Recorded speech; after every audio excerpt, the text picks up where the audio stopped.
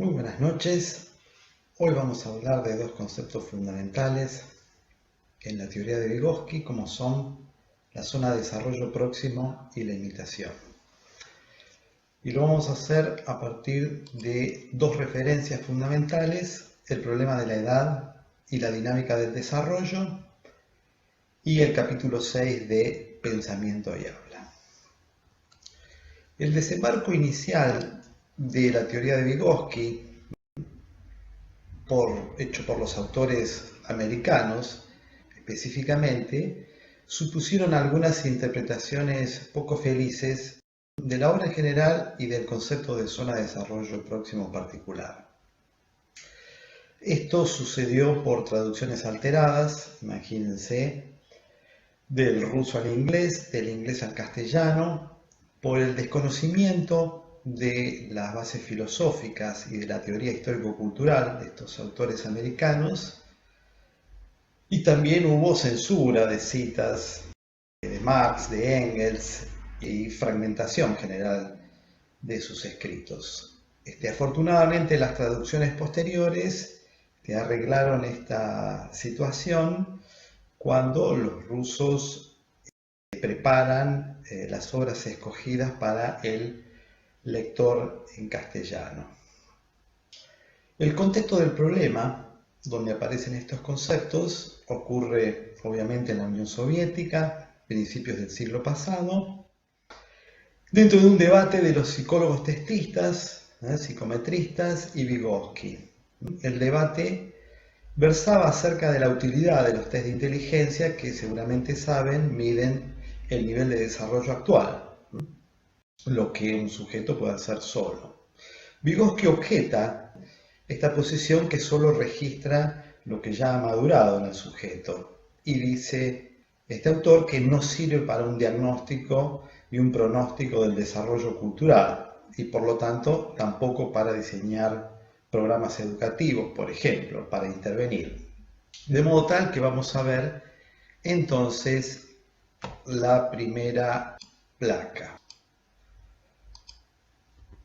En esta primera definición de la zona de desarrollo próximo, vemos que se resalta el valor teórico de este principio diagnóstico, que radica en que nos permite penetrar en las conexiones internas, dinámico-causales y genéticas que condicionan el proceso del desarrollo mental. Vygotsky hace una crítica genética, histórica, porque dice que no sirve medir solo lo que ya pueda hacer un niño, sino que hay que medir también lo que pueda hacer conjuntamente con otros, lo que llama el autor el trabajo en colaboración. ¿Por qué? Porque lo que pueda hacer conjuntamente primero un niño, luego podrá hacerlo solo. De modo tal que la zona de desarrollo próximo es una aplicación psicométrica de una ley que en realidad ya conocen, la Ley Genética General del Desarrollo Cultural, que dice que toda función psicológica superior aparece dos veces, primero en el plano interpsicológico, luego en el plano intrapsíquico. En este sentido, la zona de desarrollo próximo no explica nada nuevo que no esté ya contemplado, larvado de algún modo en esta ley genética general, dado que la relación genética entre los planos de formación, el conjunto y el individual, se concibe aquí de forma pronóstica, hacia dónde va el desarrollo cultural. Y por otro lado, la medida de esa diferencia entre los dos planos de formación o las dos unidades de análisis posible revela la velocidad de esta internalización. De modo tal que vamos a ir a una segunda placa en donde aparece quizás la definición más conocida.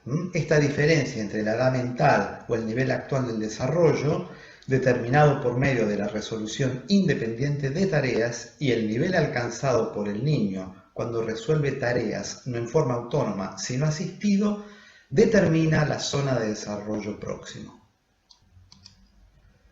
De modo tal que, visto las cosas así, lo que tenemos que hacer, dice Vygotsky, son dos mediciones. Por un lado, hay que medir el rendimiento individual, que es lo que se llama nivel de desarrollo actual, que es lo que puede hacer el niño solo dentro de lo que hemos llamado a lo largo de este curso la unidad de análisis acción mediada. Y por otro lado, dice Vygotsky, hay que medir también el trabajo en colaboración, o sea, una medida del rendimiento conjunto. Esto ocurriría dentro de la unidad de análisis actividad conjunta. Es lo que puede hacer con ayuda y en ese sentido es una mirada prospectiva en la medida que es lo que podrá hacer luego. A la diferencia entre estos dos niveles del desarrollo, Vygotsky le llama la zona de desarrollo próximo.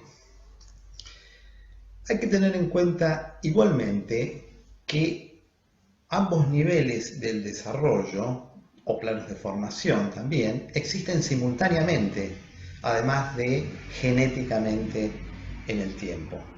Por ejemplo, si yo estoy dando una clase entre varios estudiantes, por un lado está el rendimiento de cada uno y por otro lado el rendimiento conjunto de toda la actividad.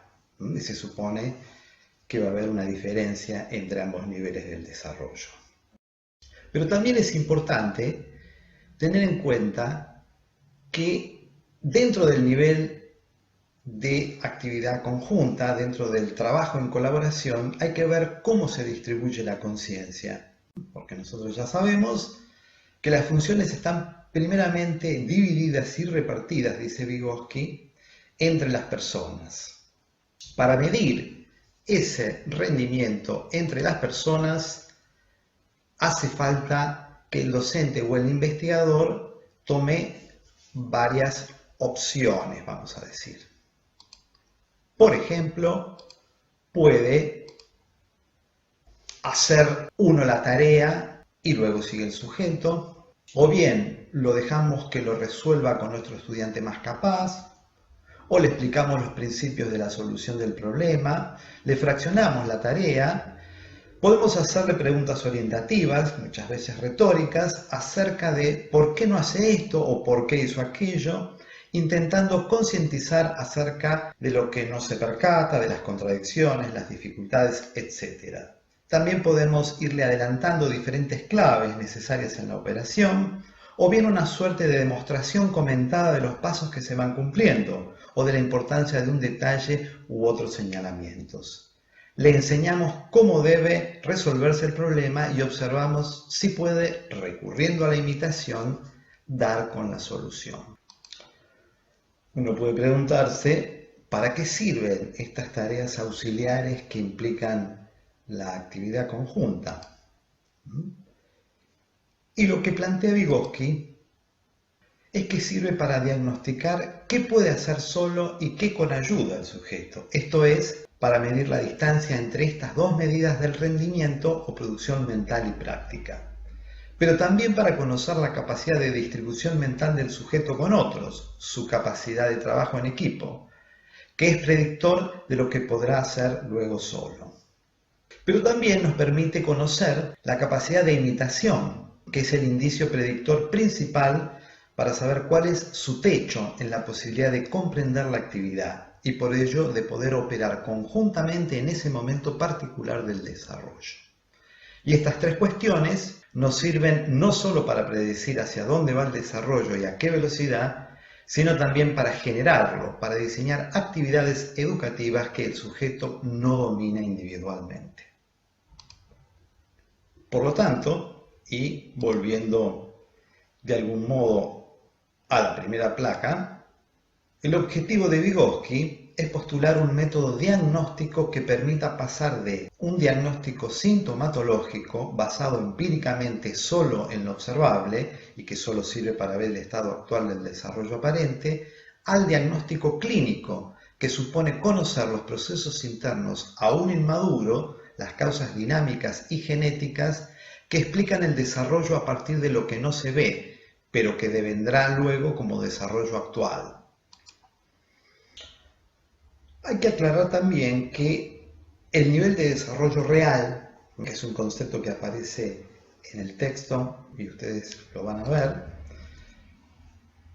tiene significados diferentes. Cuando se refiere a la mirada clásica, el nivel de desarrollo real es el nivel de desarrollo actual, lo que un niño ya puede hacer solo. Pero cuando Vygotsky habla desde su punto de vista del nivel de desarrollo real, está hablando del conjunto de las dos medidas relacionadas. En esto es interesante no confundirse. Por otro lado, Vygotsky no aborda el nivel de desarrollo actual especialmente, sino que lo pone en relación con el trabajo en colaboración, con la actividad conjunta. Porque esto es lo que permite saber qué desarrolla el sujeto y a qué velocidad lo hace. Veremos un ejemplo de esto que es bastante complejo. Tomaremos como ejemplo dos niñas, Uma y Lisa, de aproximadamente 3-4 años, igual esto no importa porque se trata de la edad mental.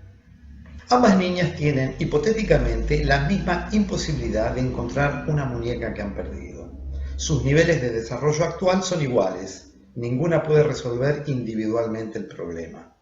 Cada una de ellas recurre a su madre declarando haber perdido su muñeca. Y la madre le dice a Uma: «Cuando saliste afuera, ¿tenías la muñeca?». Y Uma responde que sí. «Cuando entraste al cuarto, ¿la tenías?». Y la niña responde que no. «¿Dónde te parece que puede estar, Uma?». Y la niña va hacia afuera muy decidida. Como vemos, el trabajo de Uma tiene su complejidad.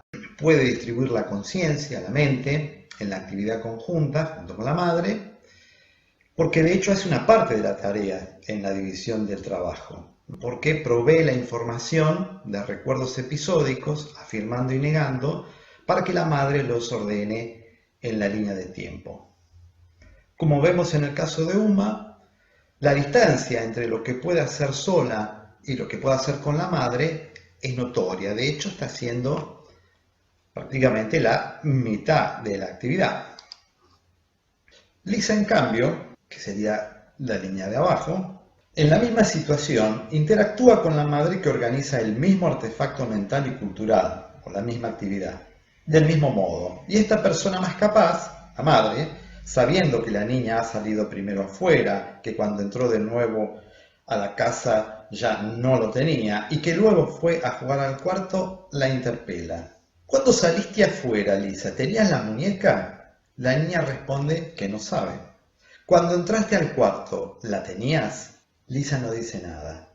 «¿Dónde te parece que puede estar?». La niña mira para el cuarto, el último lugar en donde estuvo, y se percató de la falta y se queda mirando. Entonces la madre le dice: «Anda a buscarla, que seguro está afuera».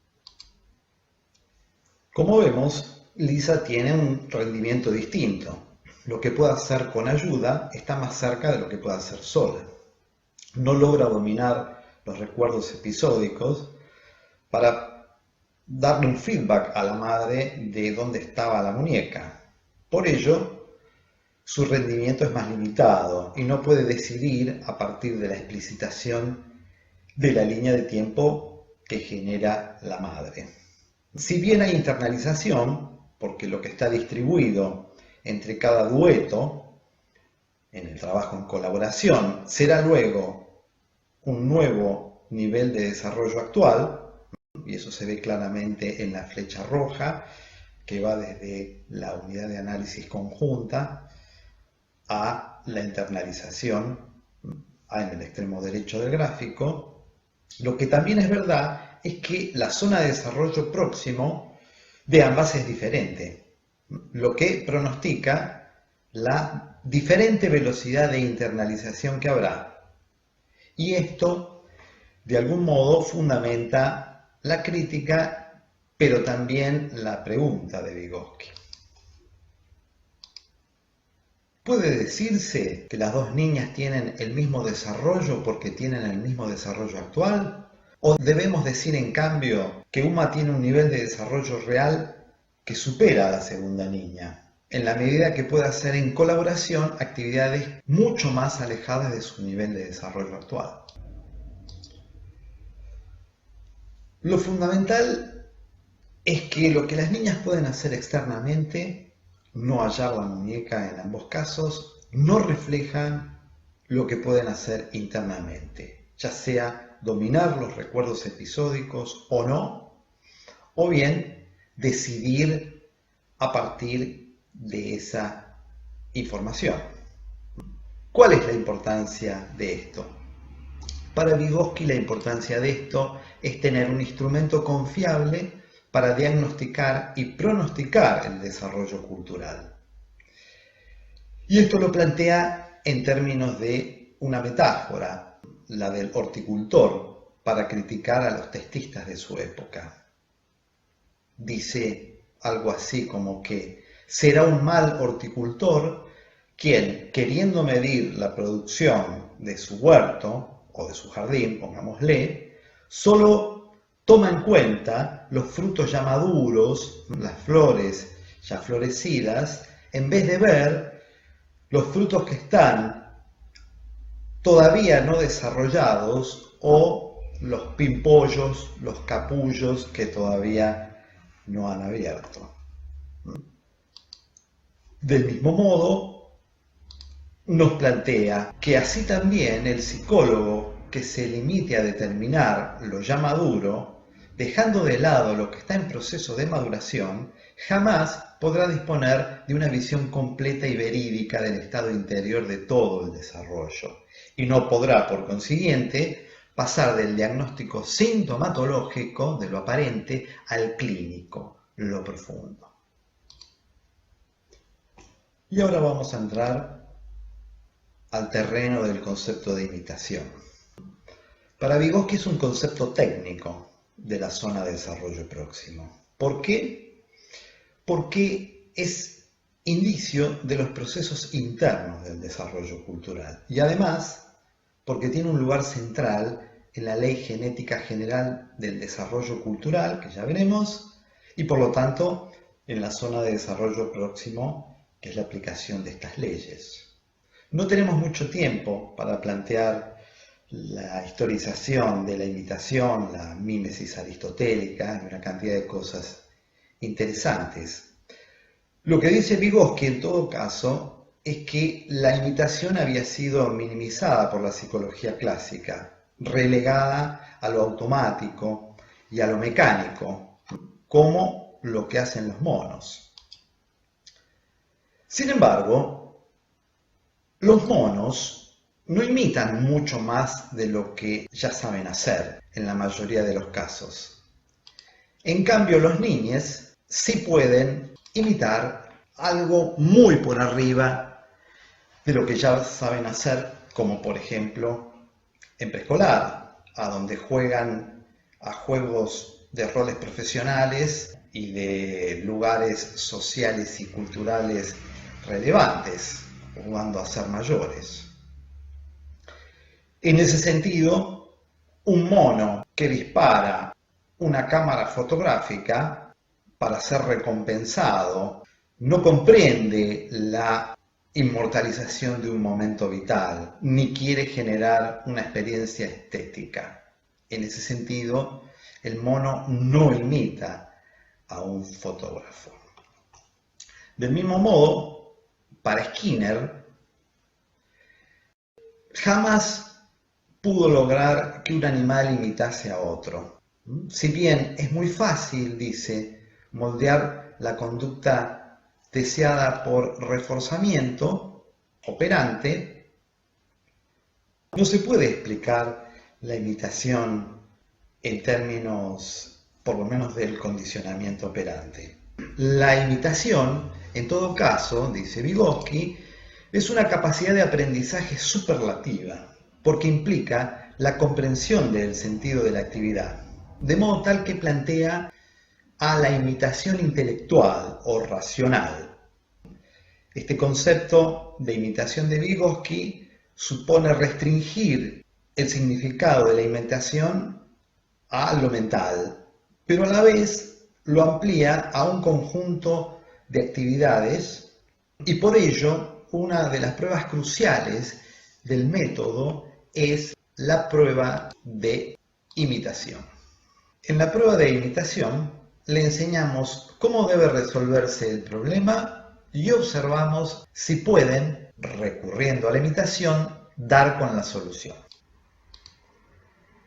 Lo que se ve en este experimento es que lo que se puede imitar es el techo de la comprensión y de la zona de desarrollo próximo, y de allí la importancia fundamental para el diagnóstico del desarrollo.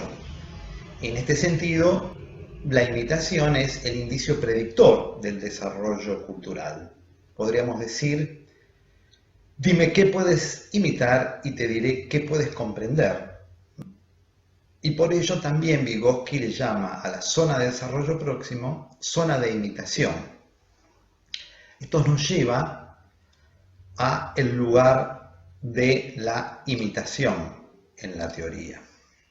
Y este lugar es un lugar central, dado que es el origen de la colaboración, del trabajo conjunto propiamente humano, la posibilidad de constitución de un sujeto social distribuido colectivamente está fundamentado en el proceso básico humano de la imitación.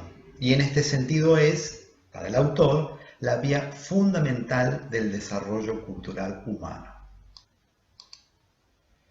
La relevancia entonces está puesta en postular una herramienta conceptual y práctica para un diagnóstico válido, adecuado del desarrollo cultural, que es lo que a él le interesa, y para poder predecirlo y por lo tanto poder diseñar programas educativos y de intervención. Y esto permitiría evitar el enseñar lo que no se comprende, lo que está más allá del techo de la zona de desarrollo próximo, o bien enseñar lo que ya se sabe, lo que no se despega del piso de la zona de desarrollo próximo. Por eso vamos a ver que esto no siempre fue bien comprendido, sobre todo respecto de la unidad de análisis fundamental. Los autores estadounidenses resaltaron el desarrollo de la capacidad individual del dominio operativo del sujeto y el traspaso de la autonomía dentro de la acción mediada del mismo. En cambio, la actividad conjunta es la clave de la psicología de Vygotsky. En este enfoque, lo relevante es el desarrollo cultural como parte de un sujeto colectivo que excede al individuo, poniendo énfasis en la participación no tanto como protagonismo, sino en tanto ser parte de, en la existencia histórica como parte de un movimiento más importante que la persona aislada. Y en ese sentido se decía que quizás la interpretación de los autores estadounidenses no era del todo feliz. Bueno, hemos llegado al final de esta secuencia de videos del espacio de teóricos. Vygotsky ha resultado ser el alfa y el omega de nuestro recorrido, que comenzamos planteando a la actividad conjunta como el legítimo almácigo de lo humano y que terminamos aplicando hoy esas mismas leyes genéticas del desarrollo cultural al problema de su diagnóstico y de su pronóstico. Así que les deseo que terminen bien la cursada y nos veremos seguramente con los exámenes presenciales.